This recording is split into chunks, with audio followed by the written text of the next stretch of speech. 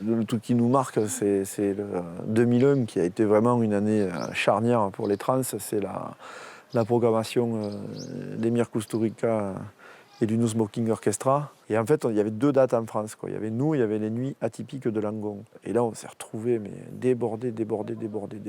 Dès le mercredi, 3 jours avant, il y avait des types qui montaient des stands et ils vendaient des coquillages peints dans la grande rue. On commençait à voir arriver des gens de partout, des camions et tout, dès le mercredi. La billetterie à cette époque-là, c'était une caravane qui était au milieu de l'allée. On avait une liste de réservation de places et le fichier en fait, qu'on avait de ces réservations était imprimé, mais n'était pas par ordre alphabétique. Et il y avait 20 pages, quoi.